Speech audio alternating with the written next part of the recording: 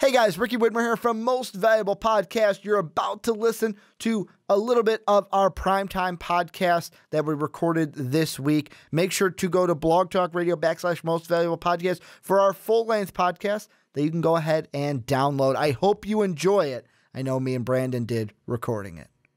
But Brandon, we got to move on into our final topic of the podcast, and I'm going to be completely honest. One of the main reasons why I decided to throw this in there is, one, it's kind of a shocker to me that this is happening. And two, I got to get the Brandon hot takes when it comes to Alabama Crimson Tide news whenever we can throw it in there. And for those of you who maybe have not heard, I will let you in.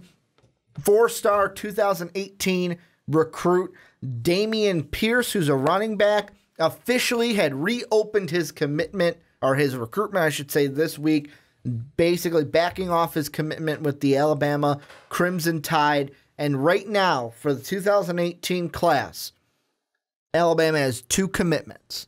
They are outside of the top 25, I believe on ESPN or Rivals. They are 54th in the nation. The first time I believe they've been out of the top 25 at this point under Nick Saban.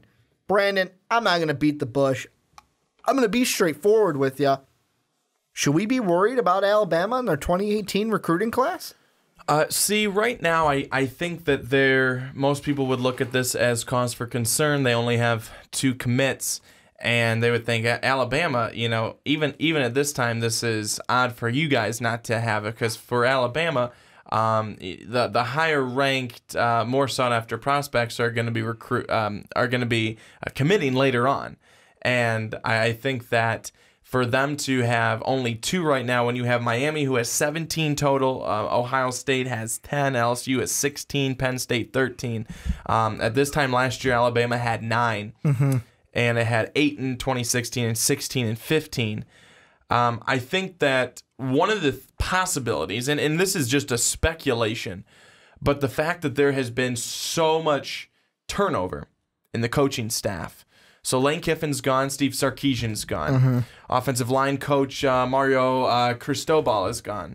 And then Billy Napier is gone as well, wide receivers coach.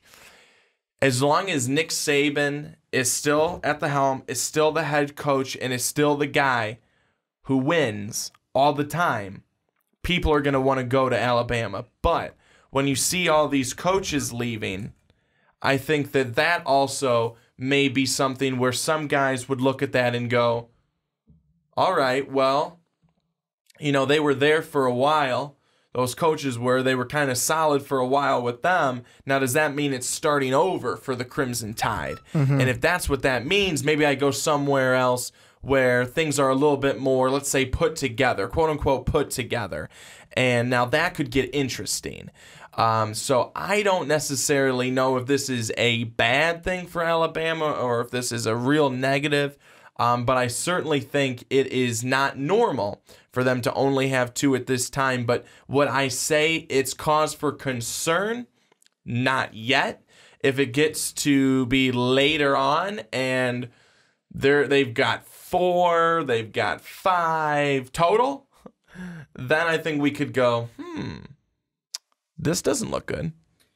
And what you were thinking is exactly what I was thinking. The main thing I thought of was, I wonder who who was actually helping recruit Pierce. Pierce, any of the other ones that haven't committed, there's got to be a reason they only have 2. And I thought the same thing you did. If I'm a commit or a recruit thinking about it, hell, if I'm even an offensive person, I'm going, okay, the offensive coordinator just left to go to Florida Atlantic. The guy that you brought in who didn't help you win a national title because for some reasons, I'm not even going to put a reason out there, but Sarkisian comes in to kind of be the pseudo-offensive coordinator for that game. Not saying they lost because of him, but if I'm a recruiter, I'm going, you didn't win that game, and now he's gone. He's in the NFL.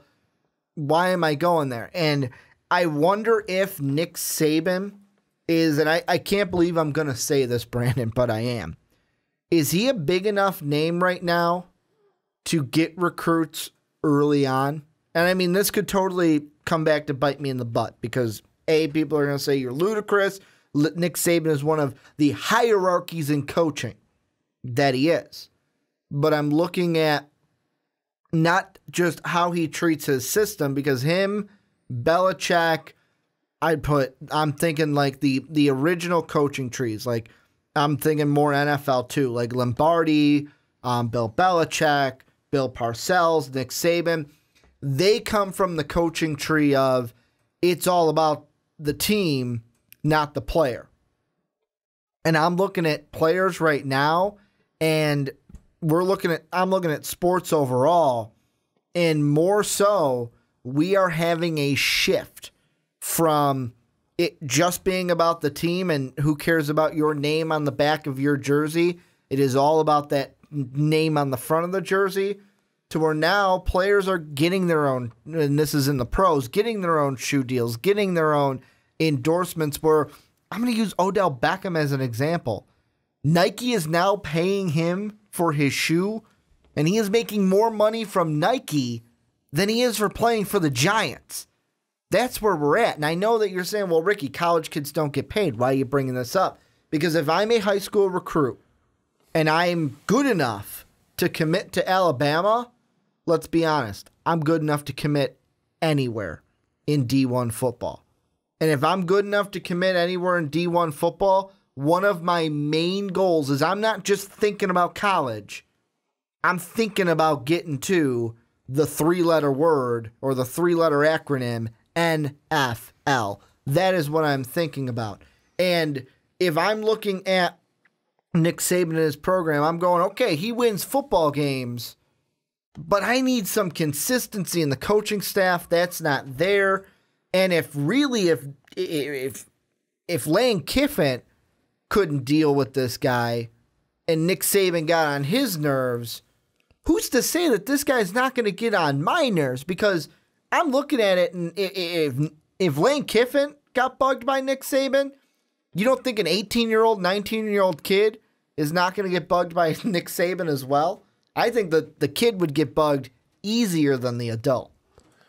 I think that, sometimes the way that people can be is different. Like Nick Saban could be different with his players than he is with his coaching staff. That's not necessarily true, though. I mean, I don't know. I don't have the insight on that. But Nick Saban and I think Lane Kiffin did not get along with each other for quite some time. Now, let's not put this all on Saban. Let's remember here that Lane Kiffin has not been the easiest guy to work with wherever he's been. Not the most mature of adults. That's why I was saying I had kid and adult, but asterisk because it's Lane Kiffin. So I think but then again, I mean, I think we've kind of seen Nick Saban too, is that he very much seems like a guy who my way or the highway, and Lane Kiffin also kind of seems like the same way, and those two personalities then will butt heads because it's the same one.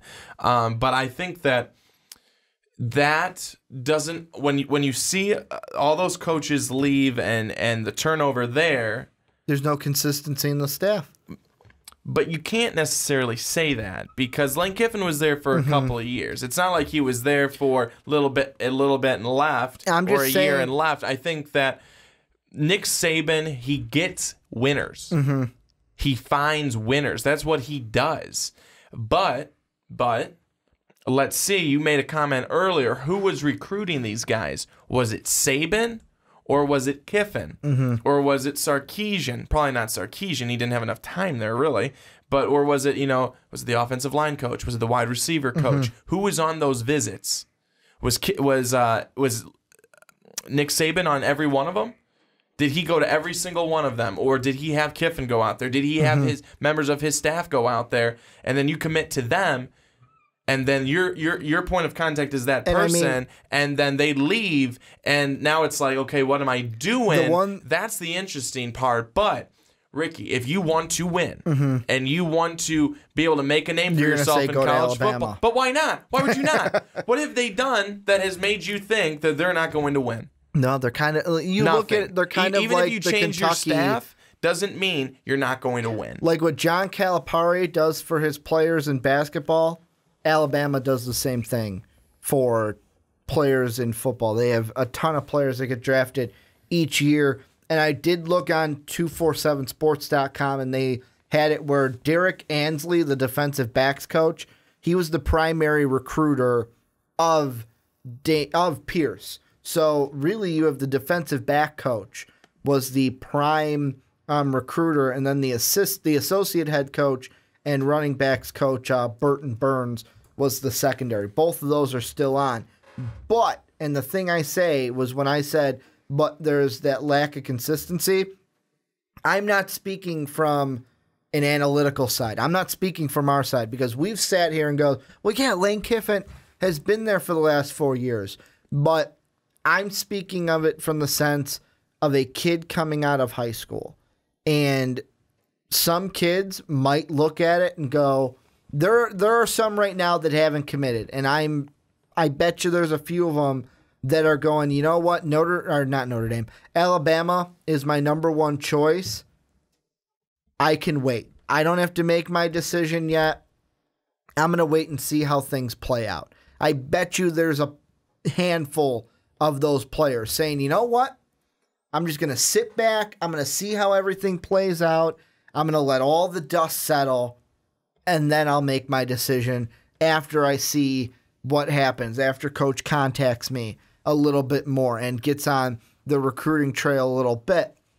However, there might be some recruits, and Pierce is obviously could be one of them because he decommitted, where who knows, he could have came in because first off, I look at it and Ansley, I mean, yeah, you get that attachment with the primary recruiter, but he's the defensive back coach. You're looking at it and going, yeah, you're selling the program to me, but you're not the guy I'm going to be dealing with day in, day out. Burton a little more so because he's the running back coach and will be dealing with Pierce, who would have been a running back for Alabama.